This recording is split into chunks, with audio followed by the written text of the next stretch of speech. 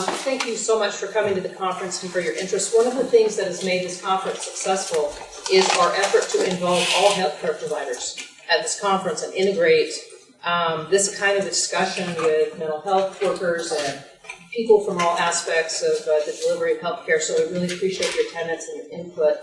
And I hope you had a good time, so there's more to go.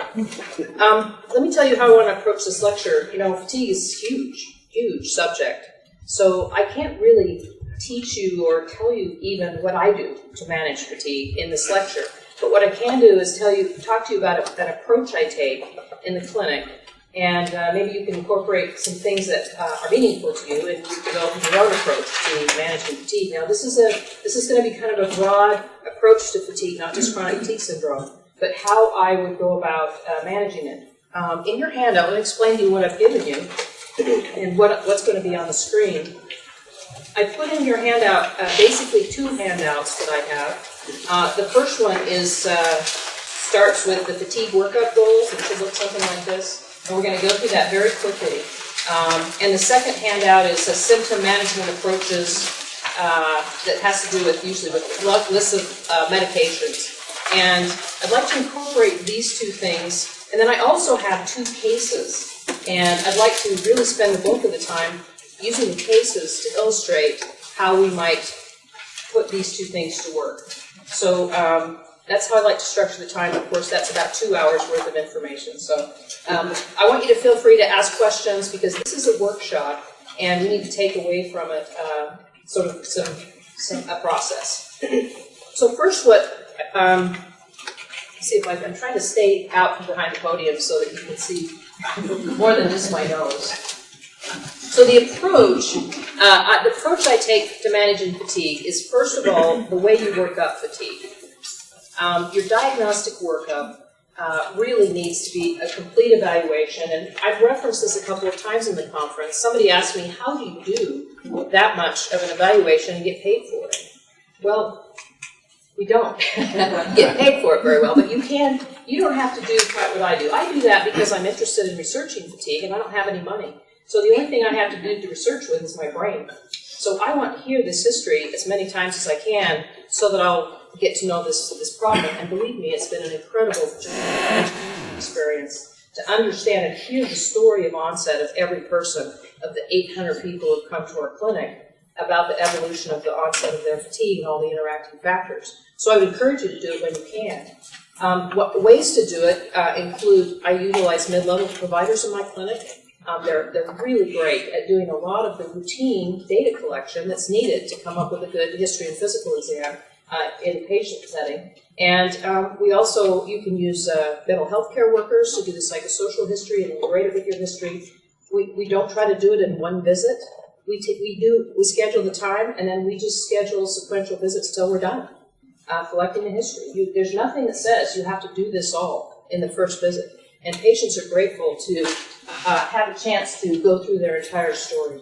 So if you look at your handout, under number 1, fatigue workup goals, the goals of this initial stage are to diagnose and address all the underlying illnesses and make sure you understand what they all are, whether it's their arthritis, their hypothyroidism, if you think you have to uncover new problems like sleep apnea. It's a diagnostic workup that is beyond the scope of this discussion today. That's part of the training that we do in medicine and in psychiatry and everywhere. It includes mental health problems. You want to come out of that if your patient has chronic fatigue syndrome and fibromyalgia with some kind of a syndrome diagnosis. It's usually what's needed in addition to their normal problem list. That's what gets missed. So after you're done with that and you've really elicited all those symptoms, you want to have some structure for addressing their syndrome. If they meet criteria for fibromyalgia syndrome or chronic fatigue syndrome or both, or a lot of times I'll use another category of ill-defined chronic fatigue, or I'll say multifactorial fatigue and pain. That goes on my problem list as I try to address where I think all this fatigue and pain is coming from if it isn't all explained by their medical problems. That gives you a structure for the next year for working with your patient and ticking through the problem list, implementing your diagnostic strategies and your treatment strategies, always having in mind right there the patient syndrome diagnosis and addressing those residual symptoms that seem to be much bigger than just their problem list and what would come out of their problem list.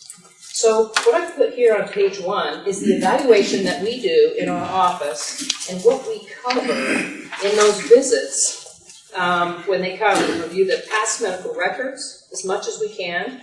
We complete a full medical history, a physical exam. We incorporate psychological testing in some way. Sometimes it's incorporated into our visits. Sometimes we refer people out. Sometimes we take an extra visit and just review those things. I'd like to say we have it standardized. We don't. It would be great to use standardized instruments that you can adapt it to the way you do it in your office. We make sure they have all their healthcare maintenance done, screening for malignancies. We screen for behaviors. We just incorporate this into our questions. You know, if they smoke, we have to ask directly about substance abuse. And sometimes that includes over-the-counter medications that are being abused, like Excedrin. If someone is taking 12 Excedrin a day when they come to your office. And then we do a set of screening labs that's pretty limited. A blood count, chemistry panel, a SED rate, a TSH, that's a thyroid stimulating hormone, and a urinalysis. And I usually add some kind of hormonal screening to see if a woman is menopausal, particularly if she's had a hysterectomy and just has her ovaries and doesn't know when her hormones are going to conk out. Testosterone in men. And I always do a fasting lipid panel because I'm screening for metabolic syndrome using a fasting lipid panel. Because it's one of the strongest clues for metabolic syndrome. Are you familiar with metabolic syndrome? Or insulin resistance syndrome. That's the body type, the genetic body type that's on its way to developing diabetes. And what comes with that is hypertension and high cholesterol, weight gain.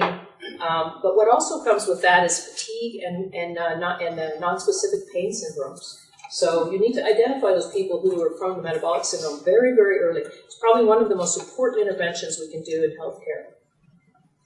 And I very often check a B12 because if you don't think of it, you don't check for it. And I think that, and I usually use kind of increase the threshold of what I consider low B12. I think the actual number for low goes down into around 200 or something, and we like to see everybody's B12 up into above 400 or at least above.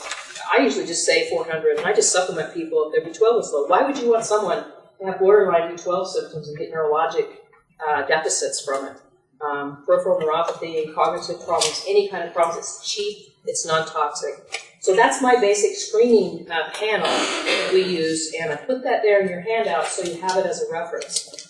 Then what comes next, that's kind of a standard workup that ought to happen to every patient that doesn't feel well. And that should be incorporated into everybody's visit.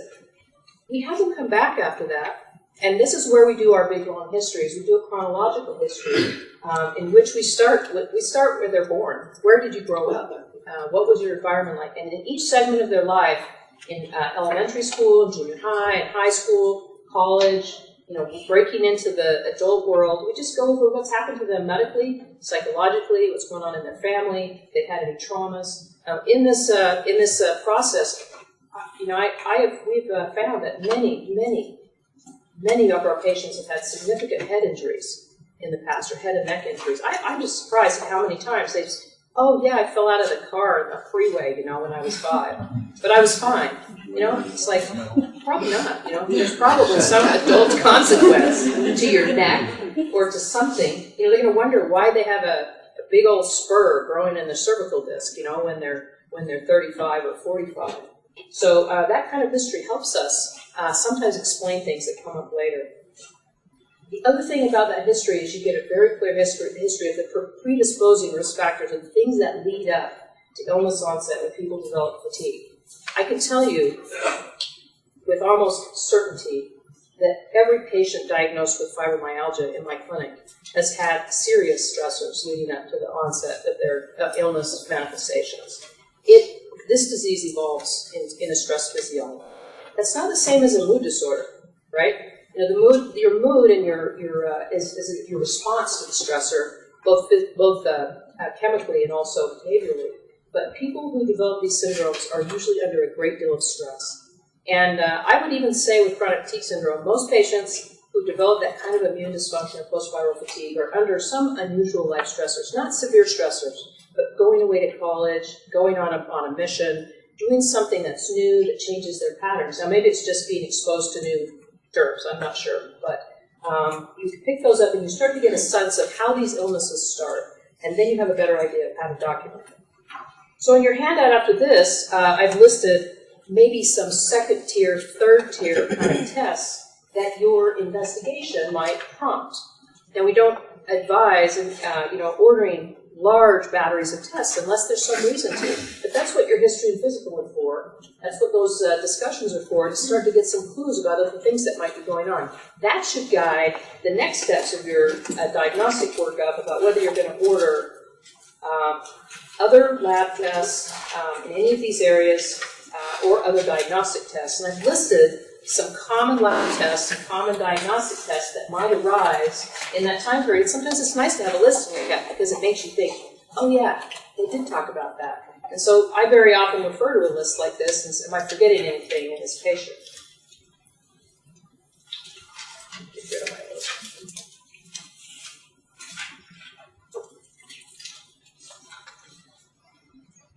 So once you have done the fatigue workup, at the end of that, we assign that syndrome diagnosis, and we have a working problem list from which we can proceed. Okay, number 2 in management of fatigue, once you've laid out what you think the set of problems are that you need to work on, you start to systematically address them. That's why it's so important to build that framework. So on page 2, I've got a list there. I'm not going to put it on your slide here, but a list of the most common things I encounter in my clinic that underlie patients' fatigue. And doesn't mean they don't meet criteria for fibromyalgia syndrome, for example. So one of the nice things about the case definition of fibromyalgia syndrome, it's never been an exclusive one. If the patient meets the criteria, it can become a secondary disorder to any other underlying problem they have as long as they meet the criteria. The case definition, the early case definitions of chronic fatigue syndrome, sort of made you feel uncomfortable using the case definition if you hadn't completely excluded every single cause of fatigue because it was a research case definition. We're working on resolving that. It's just impractical. So don't worry so much about that. It's a process. Allow yourself a year, 6 months, to go through the process of gradually addressing each of the things that might be contributing to the patient's fatigue. So the things we might encounter, sleep disorders of kinds, definitely either primary or secondary mood symptoms that revolve around depression, anxiety. And anxiety, to me, is sort of the hidden disorder. Depression seems more obvious to us. Anxiety disorders can be very, very subtle, and people do not always recognize what we call it. I usually use the word stress for people, or feeling stressed out. They understand, or wound up. Terms besides anxiety, because, sometimes people have a certain construct of what anxiety is, and everybody will recognize that feeling of being wound can be very devastating to sleep and energy and pain, all the aspects of these disorders. Focal pain conditions, don't leave out focal pain conditions, because they may be driving the whole process, an unrelieved focal pain condition. Each one of these, it's difficult. That's why it takes a long time. You have to pick the things you think are the most important. I start with the things I think I can fix the quickest, because that's so gratifying to patients. So a prominent symptom that you think you can just nail, I start with those first, and then you get them on board, and they're happy, and you're working toward really making progress. Allergic disorders, perimenopausal or postmenopausal hormone changes, low testosterone, talked about metabolic syndrome, orthostatic intolerance. Each of these are things you can sink your teeth into, start to work on, do the diagnostic testing, start to implement treatment, and start to see how you can impact that symptom complex of fatigue, pain, sleep, and headache. Gastrointestinal disorders, they may seem simple. GERD can wake you up during the night. If you've got reflux, it can cause sleep disruption, which can cause fatigue. Every one of these things can contribute to overall fatigue in some measure. Bipolar 2 or bipolar disorder, I put anxiety separate down here. Physical conditioning problems, reactivation of viruses. I had a patient who had frequent herpes outbreaks, so frequent that she had flu-like symptoms all the time from it. She had mild chronic fatigue syndrome, and she would break out immediately when she stopped her medications, and it just made her feel sick all the time. And we put her on suppressive therapy, and she gradually improved and was able to work full-time. She was a teacher. And those symptoms, those grinding, borderline activation symptoms of her herpes, just kept her chronically ill. It was a simple intervention that took her, it's a compounding problem. She wasn't completely well, but she was well enough with her underlying problem. And I think her main problem was actually generalized anxiety. She had anxiety disorder, she had a vague immune dysfunction, and then she had that herpetic virus, just a cold source that would continually outbreak. And when we treated both problems, she was able to return to a fairly normal function as an elementary school teacher. Borderline autoimmune disease, atypical neurologic illnesses, and I threw Parkinson's disease on my own notes. I didn't have it on yours. Had a few patients with very early Parkinson's disease that presented with fatigue.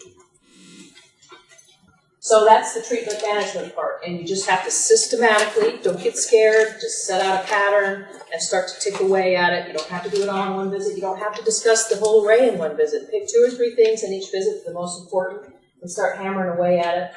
And then the last phase in here, in approach, is really the maintenance and resolution phase, and I'm not going to spend too much time with that, but in this time, what you've done, this is about a year, 18 months, 2 years after you've taken on this patient, you've got all these symptoms under control, and they're on this pile of medicines, and they spend a whole bunch of money. What you do after that point is you start to trim things down. You've got everything under control, you start to back off the unnecessary medicines, work on physical activity. You've been doing this all along, but then you can slowly simplify and get people doing better, getting more independent, less dependent on the medical system. Okay, so that's sort of the approach. Now I think I want to just have you, let me do this real quickly too. So look at the symptom management approach handout.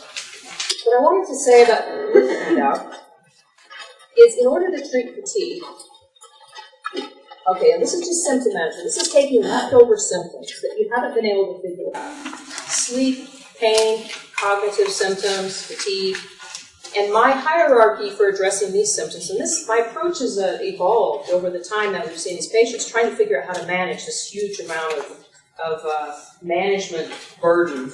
And this is my order, is I start with sleep, and sort of sleep and mood / cognition are my first 2 things, depending on which one is worse.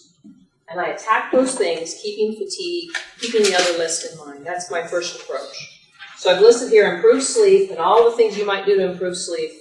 And second, improving mood and cognition, and kind of a list of things that we might refer from to work on mood and cognition. Third on my list is pain, and I don't mean every pain. I mean the debilitating part of pain. Pain that interrupts sleep, pain that keeps people from doing the things that they want to do, and the approach you say, okay, is pain another limiting feature? And remember that every time you add an intervention or a medication, you can imbalance the rest. Put someone on anti-inflammatories and you cause GERD symptoms, and then you wake them up in the night. Put them on an antidepressant and you make them tired during the day, or give them restless legs during the night from your medication. So move slowly, you do one change at a time, you keep reassessing the whole symptom complex until you are making more progress than backsliding. Now I stuck in here, before I got to fatigue, physical conditioning and treating orthostatic intolerance, because those are next on my list. And they sort of come in, this really acute management in the beginning, the sleep interventions and the mood interventions. Pain, sometimes easy, sometimes not. At this point I say, okay, how are we doing in physical conditioning? And does this patient have orthostatic intolerance? If the patient is a young chronic fatigue syndrome patient, orthostatic intolerance goes to the first of the list. Because sometimes it is the main thing that I think is the most reversible part of their disorder, something you can work on. Someone who's older, does hypertension and other problems, metabolic syndrome, it becomes a much more difficult management problem. There's not as much you can do about it, so it falls later down the list in my approach. And it's not usually as debilitating because people adjust to that kind of stuff. What is that? Orthostatic intolerance is an autonomic nervous system dysregulation that has to do with pulse and blood pressure. It's actually a family of problems. And we encounter this in medicine in, say, a diabetic who has a peripheral neuropathy, and the nerves that go to all that system don't work right, and they drop their blood pressure when they stand up. It happens to everybody to a degree when you're overheated or dehydrated. So you get in a hot tub, you've been in there too long, you're a little bit underhydrated, and you get up too fast and feel like you're going to black out. Well, a young chronic fatigue syndrome patient feels that way every time they stand up. But it actually quickly accommodates so they don't know they have it. What happens is it manifests as headaches, cognitive dysfunction, exertion intolerance, and fatigue. And it isn't the whole cause, but it's an important aggravating component of the illness. So we're going to do a case with that. So I'm not going to spend too much time on it. But this is the order in my thinking and when I start to enter this in. The last thing I think about, because you're always thinking about it, but the last thing I systematically address is the fatigue itself. We've done the big diagnostic workup, we've worked up everybody's medical problems, we're treating it, then we work on sleep and mood, and we're thinking about their physical conditioning, and if they have orthostatic intolerance. And at some point I say, okay, should we be treating the fatigue directly? We'll start playing around. And this is for people who really have serious fatigue and it's impacting their function. And if you don't do something about it, they're going to be in bed, or they're not going to be able to go to work, and they're not going to be able to carry out their activities. And so what I've listed here is a short list of the medications I use to directly impact fatigue. And that's Provigil. And I'm going to just make a little caveat here. I'm going to use mostly trade names, but because I think the communication is better. If I start using generic names, you're going, wait, what's that drug? But I've listed in here all the generic names and trade names, so you can compare all these drugs, you can look at both and know what we're talking about. So Provigil, which is a long-acting, fairly long-acting drug that is not a Schedule 2 drug, which means you can write refills and prescribe it for a longer period of time. We'll come back from questions, okay, on how these drugs work. I find that to be useful in some cases, very expensive, not accessible to a lot of patients because of provisions on insurance coverage. I use Adderall and Ritalin quite a bit. They're short-acting, they're inexpensive, they come in a generic, and they are variably tolerated by the spectrum of people with fatigue. Some people can't tolerate stimulants at all, and other people find them to be life-saving and help them return to normal function. I don't use phentermine very much. Occasionally, it has a niche. It's very inexpensive. It's very long-acting. I find it to be more activating, cause more anxiety, and more likely to disrupt sleep. I love Wellbutrin. I use Wellbutrin quite a bit. It's got a great role as an adjunct, as an antidepressant. It helps with cognitive and attention symptoms and helps with that kind of mental energy in some of the patients. And then Cymbalta and Effexor, while they're not really directly good, they say that it helps with energy. You get the doses way up on Effexor, sometimes that's helpful, but the Cymbalta is pretty sedating, actually. I found it to be quite sedating in patients. Okay, so what I'd like to do is, I want that you be thinking about that. Keep those things in front of you, and I'm going to go through a couple of cases.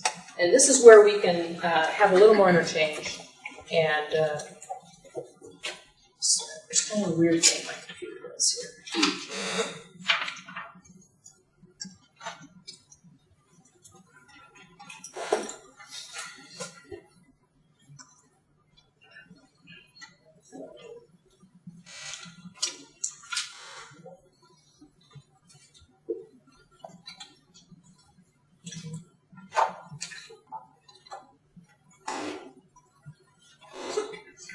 Okay, first case. This is a 48-year-old woman who complains of fatigue and body pain. She's working at Kentucky Fried Chicken. She's wondering if she should go on Social Security disability due to symptoms, inability to maintain a work schedule, absences, medical decline. She's just feeling terrible. She is barely able to get up every morning. She's missing a lot of work and really doing the best she can. She's not a malingerer. She just feels terrible every day. She's tired. She can't exercise. She gets short of breath. She aches all over. Her back hurts. There's nothing left over. Nothing left over is my term for she's able to carry out her work, and then the rest of her life is terrible. She spends the rest of the day making up for being at work and has nothing left for her family. She can't go out and do anything. She aches. Her joints ache. Her muscles ache. She has headaches. Her brain is foggy. She has restless sleep. She's unrefreshed in the morning. She has chronic nausea and occasionally has diarrhea. Didn't you do that? And she's retaining fluid. She's got edema in her legs all the time. Now, for those of you who are in actually medical clinicians, you can tell this is a person actually not that uncommon. kind of a patient in the office. This is her pain diagram. I made that up, but this is basically what her pain diagram looks like. I went crazy with paint. You ever use paint on the computer? She's got irritable bowel. See her irritable bowel, gut hurts, and she's got headaches, and she's kind of got that myofascial pain, that tension, head, neck, shoulder. She's got low back problems that give her sciatica all the time, and everything kind of hurts. Now, you went through her med list. She's been diagnosed with mild osteoarthritis in her knee. She's pretty young. She has presumed osteoarthritis in her elbows, hands, and feet. Of course, we don't know for sure if that's where the pain's coming from, if it's osteoarthritis or something else, because we don't have an objective measure. She's been told she has a disc problem in her back, but she's never had an MRI or surgery or big assessments. 2 years ago, she was diagnosed with type 2 diabetes, and excuse me, got a wiggly finger up here. She's had hypertension for quite a few years. She's been told she has valvular heart disease, and she has bouts of fast heart rate. She used fen-phen for a while, and the echo that she had is pretty decent. She didn't really have much. She had a little bit of tricuspid insufficiency, was probably from the fen-phen. It's pretty stable. And they said she had moderate pulmonary hypertension on the echo, and there was no other information in her medical records. She has reflux, and she's been told she has depression. She smoked for a while, but quit a long time ago, and she got varicose veins, phlebitis, just superficial phlebitis at the little. Now, you might want to take little notes if you want to remember things, because I'm going to come back and ask you questions about this. This is her med list. She takes glucophage, which is her diabetes medicine, Lotensin, which is for her blood pressure, Prevacid, which is for her reflux, Toprol, which is her blood pressure medicine, Celexa, which is her antidepressant, Celebrex, which is her anti-inflammatory, the COX-2. She's taking 2 of them. She's on a water pill. She's on amitriptyline for sleep, and she's on Neurontin twice a day for her pain, and she takes some Lortab during the day if she needs it. Now, she's being managed by a nurse practitioner who's a very hardworking and fairly well-informed nurse practitioner in her community, and who knows a little bit and thinks she has fibromyalgia and sent her down to my office. So if you look at this list, it's really a very typical list for someone with diabetes who might have fibromyalgia syndrome. Okay? Now, I broke these medicines down, and let's just start by looking at her meds and see if there's something we can do to help her, or that might be going on with her med list. So, glucophage causes GI symptoms. It causes nausea and diarrhea in a lot of patients who take it. So the question is her nausea and diarrhea coming from her medication? This is a good medicine for diabetes. I'm not tempting. We analyzed a long time the medical aspects of this, but I'm going to go pretty quickly. Her Toprol you can be kind of tired from a beta blocker. She was told she had pulmonary hypertension, and she's short of breath. Does she have asthma? Is this making it worse? And she's on a diuretic. Is that lowering her blood pressure? Is it making her tired? Is it dropping her electrolytes? Celexa is a good antidepressant, but it can be very sedating, and it causes weight gain. Amitriptyline, exactly the same. Neurontin can be quite sedating during the day, even if it helps with pain. And Celebrex, if you take that much of it, can cause stomach irritation. So you can see here, start with the med list and say, is there something we can do differently for this patient that might help her have less fatigue and still work on her symptoms? So here's her kind of visual analog scales from the first visit. And what I would say from this is not an overstater. She didn't come in and put all 10s. Sometimes people put all 10s. They're trying to make the point that they are miserable. But actually, she was kind of understated about her symptoms. And you can see that her pain and cognitive symptoms were worse. So she's 5'8", she's fairly overweight, her BMI is greater than 40, her blood pressure was quite low, and actually her pulse went up quite a bit when they stood her up, so she's a little bit orthostatic, not severely. You can't treat a diabetic with hypertension with salt and fluid loading and those kind of things. Maybe she's on a little too much blood pressure medicine, maybe that's contributing to why she's tired. She didn't quite meet tender point criteria. I think she has fibromyalgia anyway, and I've known her over time. She really met all the other criteria. She had a little murmur. We know about it from her echo, and she had a lot of edema. Her diabetes is in reasonable control. Her hemoglobin A1C is 6.7. It's not too bad by medical standards, although the day we saw her, blood sugar was kind of high. Her cholesterol, CBC, chem panel, thyroid, SED rate, and her urine are all normal. Which is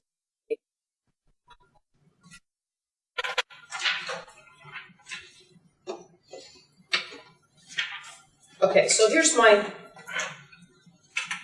let's go through the list. What would you put first on the list? Anybody in kind of a syndrome diagnosis? Okay, here's why I put multifactorial fatigue pain. She's got a lot going on. So I decided to reserve my judgment until I tuned her up a little better. Although I think she's a fibro patient. I think she has fibromyalgia, and she's got a lot of underlying factors driving her. Next thing I put on the list is she has metabolic syndrome, and you can lump her diabetes and her hypertension. She also has a polycystic ovary syndrome type body, big in the middle, and we went back, talked about her menstrual history, and she has a history typical for someone who has polycystic ovary syndrome. And these things cluster together as a single problem. Put her pain problems together. She definitely has some osteoarthritis, probably a degree of lumbar disc disease by history. Her exam was okay. She didn't have neurologic findings. And does she possibly meet criteria for fibro? How much depression has she got going on? Are her meds adequate? And I didn't talk about this in history, but we talked a little bit about her long-term symptoms and back in school, and does she have attention deficit or something that would benefit from that kind of treatment? She's got mild valvular heart disease. She has reflux and irritable bowel. Am I missing something? And what I should have put on this list actually is, why does she have pulmonary hypertension on her echo and all that edema? Obstructive sleep apnea. Okay, so some things are coming to mind here, and you want to start thinking about what is going on with her. Oh, there it is. Got to change the, one thing's on the slides, one thing's on the handout. So she has unexplained pulmonary hypertension on the echo, which is kind of a soft way to read the pulmonary hypertension, and she's got all that edema. So we actually, most everything on this list we already know about, but that was a new thing. And the top thing that comes to mind in looking at that is sleep apnea. Does this person have sleep apnea? Is that giving? She'd have pretty bad sleep apnea to have pulmonary hypertension, but it's possible, given her weight and her other problems. That sleep apnea is there. She could have a lot of other causes of pulmonary hypertension, because anything that gives you pulmonary hypertension would give you right-sided heart failure symptoms. So we got a big thing to work on here that might impact a lot of things about her care.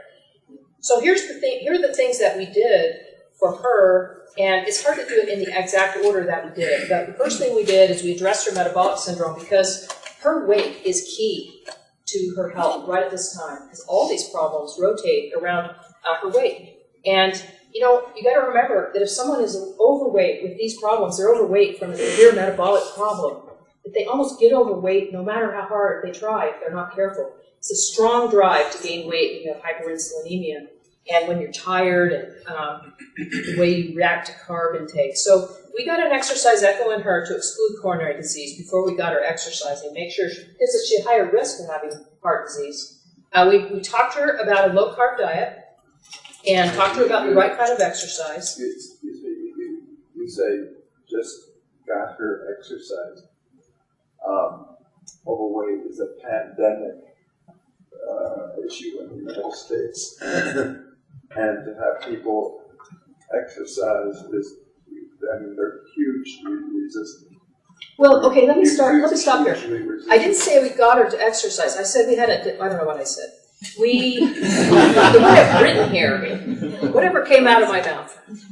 This is a process. That's a very good point, okay? I want to say this about exercise, is people with chronic fatigue and fibromyalgia syndrome have trouble exercising. Their disease bites them back when they're exercising.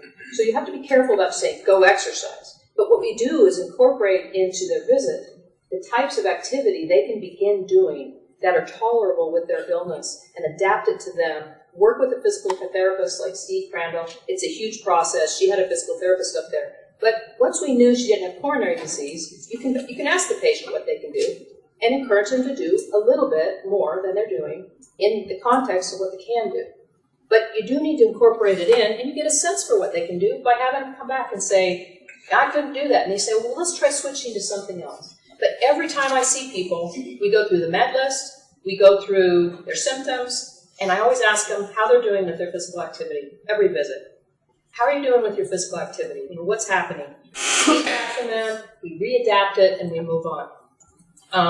We changed her Toprol tonight to see if it was affecting her fatigue, but we decided to stop it and maximize her ACE inhibitor. We changed her generic metformin to glucophage XL, which is way better for GI symptoms. Okay, so that's kind of how our first step. Now remember, you don't have to take one problem before you move to the next. You kind of do the first wave of interventions. Diet, you just say, oh, go on a diet. No, I didn't say that. I'm being fast here. We had a discussion. For people to stop unrefined sugar products and fast food products is almost impossible. That's not true, in my experience. Almost impossible. Well, then why do we have a pandemic of overweight in the United States? We're talking about one patient at a time, and on the whole, it's difficult, but wait till I finish today because I'm going to talk to you about one patient who had incredible success with this, okay? And actually, when you break it down, what we do is try to address these things systematically in the visits. We usually do a single devoted visit talking about metabolic syndrome. Now remember, we're talking about a process over time. Remember I said sometimes we take a year to work on patients. We prioritize their issues. We say, come back. You know, we think you have metabolic syndrome. We give them a handout. Next visit, we're going to spend your 30-minute visit talking about metabolic syndrome. And I actually can tell you as an internist that I've had great success with patients implementing a modified low-carb diet and having them actually do it and actually lose weight and actually correct their parameters. Besides that, you're going to make that'll be national headlines. It's my magnetic personality. Okay, so yes. I just want to make a point. I totally support you on this because you might talk to 10 patients. You might get one success. It's still worth it. It's still worth a try. That's right. Because it is sort of nihilistic to say it's not going to matter. They've been like this all their lives. They're not going to lose weight. They're not going to stop eating sugars. But it's still worth a try. And I think being in the medical community, it's our job to at least give it a try. Because out of 10, one will be a moderate success. It still is very satisfying. Right. And I'm going to say that this is truthfully. I've been an internist for a long time, okay?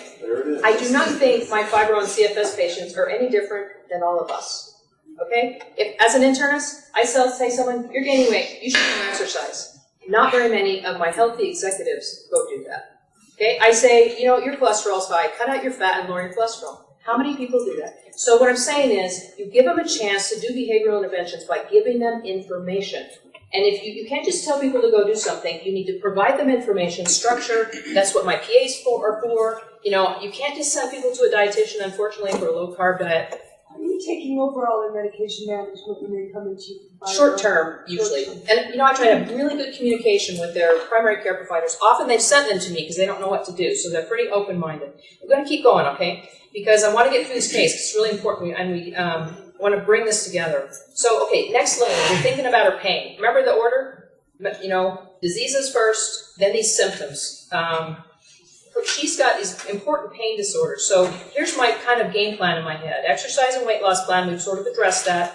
That, you know, that's not like, hey, go do it. It's like I'm incorporating this into how I'm going to approach this patient, taking into account her disease process that makes it difficult for her to do this. We changed her amitriptyline to Topamax, which is an anti-seizure drug. This is a really interesting drug that works not for everybody. It has its potential downsides. But for a person with metabolic syndrome, Topamax and the family of drugs, but particularly Topamax, helps. This is one of those triple hit drugs. Helps with sleep, it's a mood stabilizer, it helps with pain, and guess what else it does? It helps with weight loss in some patients. It's not going to be authorized by the managed health and care companies because everyone wants to use Topamax to well, guess what? Here's the trick. Weight. Here's the trick. It's not going to be authorized. Here's the trick. If she has migraines, you can use Topamax. And you know what? I hardly ever use migraine intervention drugs because when you address all these problems, the migraines go away too. So we started her slowly on Topamax. We changed, in her case, being a very good drug for fibro, but one that was causing her weight gain. We also put her Celebrex down. We felt like she shouldn't be on that much Celebrex. We allowed her to use her Lortab when she was doing good things, like getting out and working on her weight. We had more questions about her mood. We changed her Celebrex, her Celexa to night, and that was not enough to reduce her fatigue. So we switched her to Wellbutrin. Now, you may or may not agree with using Adderall. You know, I was a little early with my Adderall in this patient with how I usually do. But she had so many cognitive and fatigue symptoms. I went ahead and put her on Adderall as well. So she did a pretty big shift in her meds. Which is narcotic prescription. It's not a narcotic. Adderall, it's a Schedule II drug. Well, yeah, I mean, it's very similar to crystal meth. No, you know what, actually, in my experience, The molecular Excuse me, could structure. we please let Hold on. Dr. Bateman continue the Hold on. presentation? okay, well, let's just keep going. You know, you guys, I'm not telling you how to treat your patients. She asked for questions during But the. under the not interest of disrupt time, this. under the interest of time, we'd like to hear the rest of what she has to say. Let me just tell you what I did and what happened in this patient, and then we'll use it to generate some questions. So, okay, so interventions for her fatigue and pain. You know, we did a complete workup to explain her pulmonary hypertension. We got that exercise echo. We sent her for a sleep study. She did indeed have sleep apnea. We put her on CPAP therapy. And here's her second visit. You can see that actually, this isn't before, you know, actually this visit was before some of those drug changes. After we made some of our initial changes, everything was a bit better. What was sticking out was sleep, because we worked pretty hard on activity and on her fatigue. I mean, yeah, hitting her with some daytime medicines and putting her on CPAP, so she had disrupted sleep. Here's her third visit. Still got her fatigue, a lot of her symptoms. You know, I consider 3s and 4s excellent scores for all of my fibro and CFS patients. I try to get it below the median. If I get all their scores below 5, I'm doing great. Okay, here's her symptoms in 20 months. I want to tell you that in 20 months, she's still got all of her symptoms. They're manageable. But here's what I want to tell you what happened with her. She started out at, remember this is a really unusual case, but not that unusual. Okay, of course I love giving you my great success story, but this happens to a degree every time we do these interventions. She started out at 271 pounds. She started losing weight by doing good interventions. She was a very compliant patient, actually. Just a normal person. She had her, you know, her slips and her fallbacks, but we saw her every month, encouraged her, you know, supplemented her education, made small adjustments.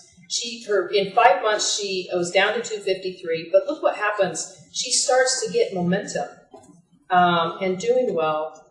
Recently, she's down to 188 pounds. She's lost 83 pounds.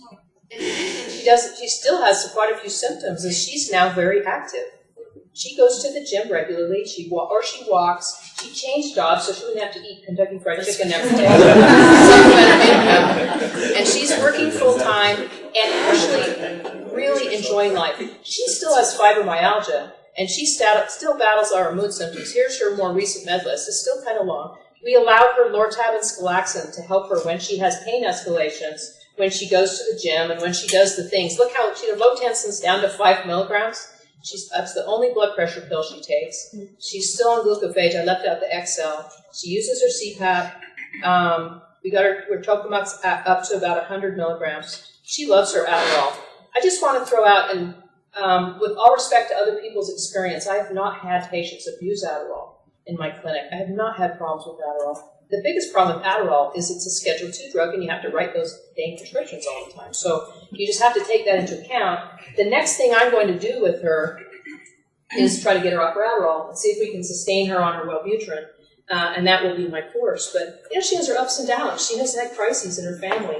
But the thing is, she's working and exercising and has lost almost 90 pounds. And she probably doesn't need her CPAP anymore, but I'm not going to tell her yet. You know, she may not have sleep apnea anymore. But now we haven't gone to the last phase with her, but the last phase will be seeing how much we can keep her in these behaviors. And she's going to need some support. She has a biological genetic trait.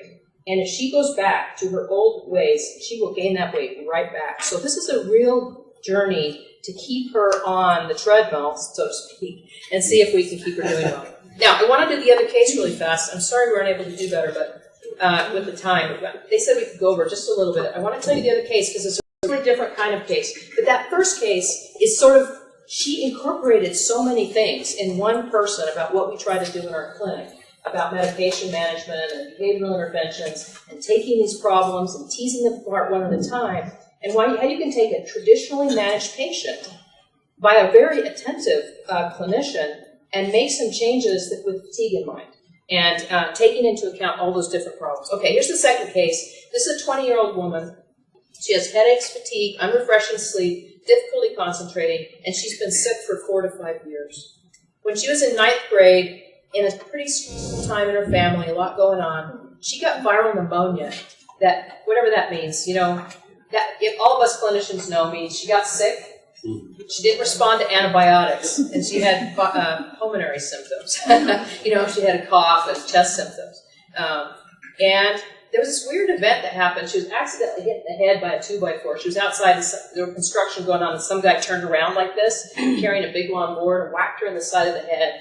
I don't know if it means anything. Happened just around that same time.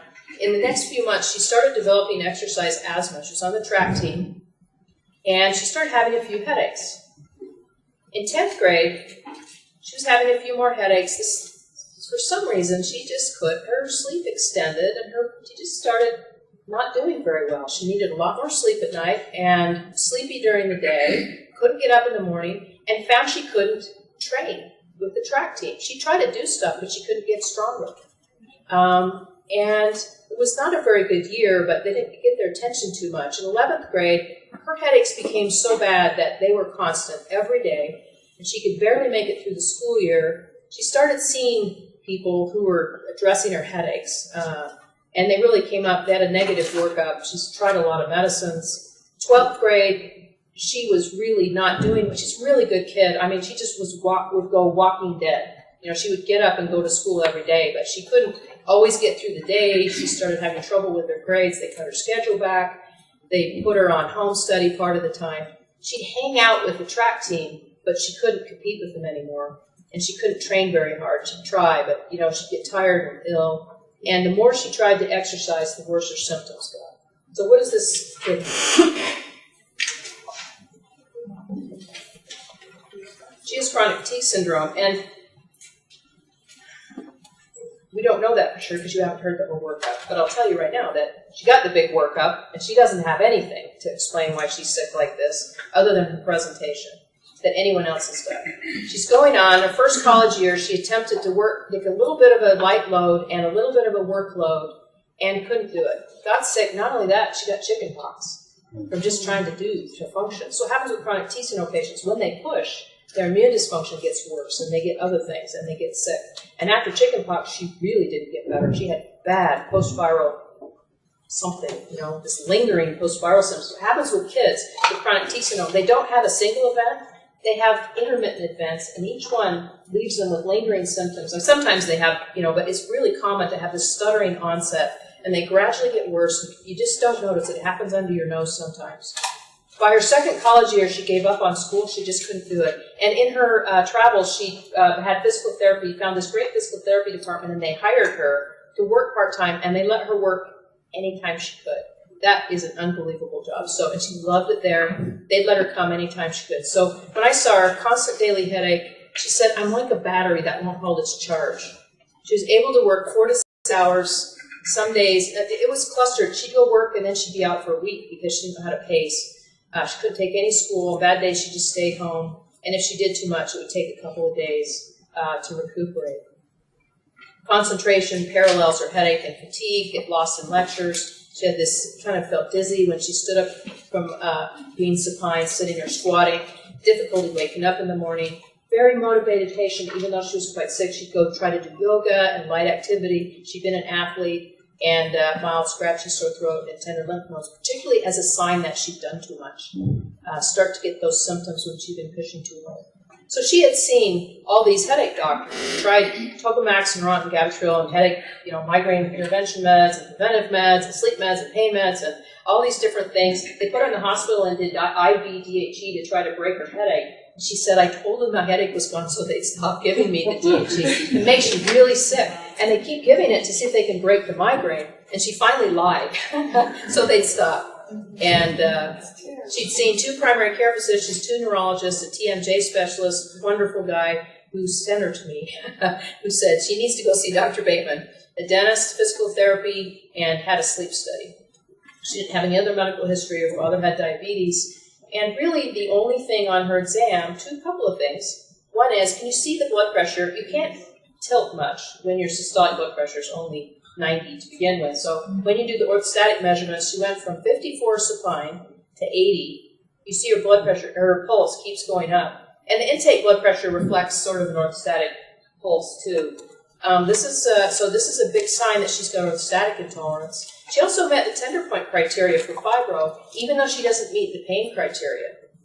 I've seen, this is someone who will develop fibro symptoms if we don't intervene, because that's what happens to women who have chronic T syndrome when they're young. As they get older and encounter the world and become hormonal and who knows what happens, they start to develop fibro symptoms, a good portion of them. So her diagnosis, chronic T syndrome, didn't call her fibro. There's really no benefit to calling her fibro. And I felt strongly that the biggest thing to work on was the orthostatic intolerance. So we sent her for a tilt table test. Not that strong, but her heart rate, you don't think 110 is that high, but that's 50 points of pulse change. And her systolic blood pressure dropped to 74. They always, abort the test. The tilt table test is very simple. I do it up at the University of Utah. They just secure them to the table, they observe them, they put an IV in them so they can resuscitate them. One patient had to be admitted to the hospital afterwards in my practice. They only put them up about this far and they leave them there for 30 minutes and watch them. That's all. They don't invert them, they don't do anything. They don't even stand them straight up. And 80% of the adolescents I sent for tilt table tests have positive tests. So plan, we'll educate her about orthostatic intolerance. We'll try medications for orthostatic intolerance. She's a new patient. I've seen 1 million people like her, not 1 million. And we're going to talk to her about ways you can exercise when you have orthostatic intolerance. I'll throw a little bit about this out. You teach people to do things that are supine or in water. And you help them do it at short intervals, like we talked about earlier. You've got to avoid things that aggravate your orthostatic intolerance. So they can swim, do yoga, weight training, some kinds of interval training. I hate it when they're soccer players. It's like, can I go back and play soccer? Well, that's probably not the best exercise for you. And they need to hydrate. I just read a really interesting study on orthostatic intolerance that if you consume 500 cc's of water, it starts to change your blood pressure in 5 minutes and peaks at 30 minutes and then goes away. So if they would really aggressively hydrate just before they go do their activity and during their activity. And we talked to her about pacing, realistic goals. We talked to her about job, what she's going to do, and there's some drugs we could consider. But that's a case of chronic T syndrome in someone young that has a single intervention, and we can do a single problem. You can do multiple interventions to try to offset it and improve her activity. But it's going to take her to up a percentage, but it's not going to cure chronic T syndrome. Okay, how are we doing on time? Anybody know? Take some questions till they make us leave. Are you treating orthostatic intolerance to try and treat orthostatic intolerance, or are you trying to get into the syndrome network? Well, both. It's just anything you can sink your teeth into that you can tease apart, you start to do because it improves their overall function. And it helps. As Nancy said, they did a controlled trial of Coronep. It wasn't that helpful. I try to use multiple modalities, and I try to let the patient tell me what works and what doesn't work. Sometimes just understanding it helps, and changing the way they behave, the way they do things, and trying not to stay up too long. I have a lawyer who got sick in law school. She's just a brilliant person who wears a heart rate monitor and sets the alarm. And when her heart rate starts blinking, she sits down. And everybody in her firm knows. They're standing up in the hall talking, the monitor goes off, they all just go sit down at the table and finish their talking. And she wears a heart rate monitor, and she can assess her POTS, and she does all the interventions. She's been able to pace herself, has a part-time job there, and she's doing great.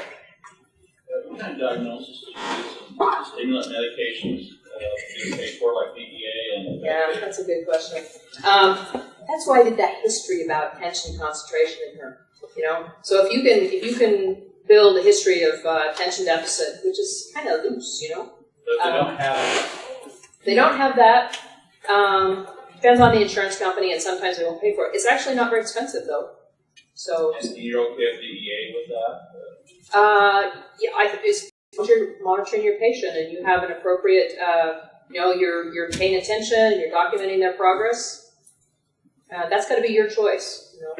I know it's approved for depression or Yeah. with that. Well, the thing is, what's that's- beautiful is when you build your problem list, these patients have mood, cognitive symptoms. You know, you can build a case and you can treat it. You can address these medicines or justify them based on their symptoms if they're there. And you know, my bias is I try to avoid bother. So if I can treat them without doing a Schedule II drug, I do. And they get tired of coming in all that time. What you want to do is give them so they don't have to come in. And when they're not coming back to your office, then you know you've accomplished your goal. This one? The exercise you recommend for great group. Yes. Can tolerance improve with age at all? I mean, it seems like a lot of times you talk about it being young folks and stuff. I think it does. I think you adapt. I think your physiology adapts. And how much of a role it plays in people's exertion tolerance and their fatigue and headaches, I don't know. I've had good luck improving headaches in chronic syndrome patients by treating our staff tolerance. A couple quick tricks. For the orthostatic, especially the other people, what I tell them to do is drink Gatorade, Powerade, doesn't matter, and water in the ratio of 1 to 2. So, and I always have them start off with 8 ounces or whatever of the Gatorade. And how I explain to them, say, well, this makes the water stick, which it does. And so that gets them thirsty and that gets them drinking, and they hang on to it a little bit longer. Another quick thing about the class 2s and the DAP and Provigil. Right now, Provigil's new, they're pushing it. What I do with my patients who can't afford it, because the insurance companies will not pay for it for this indication. It is going to be getting an ADHD indication in about 6 months, so you can get at it that way. The insurance companies will pay for Ritalin and amphetamine all day long. A month's worth is $11. Okay. If you can just say, this is why we're using it, it's been used for this, it works, and I'm monitoring it, then that's okay. What I find with a lot of people is that makes such a big difference in their ability. When I give it to them, I say, what we're hoping for is if we can get you 4 more functional hours a day. When they get it, that becomes a priority medicine for them.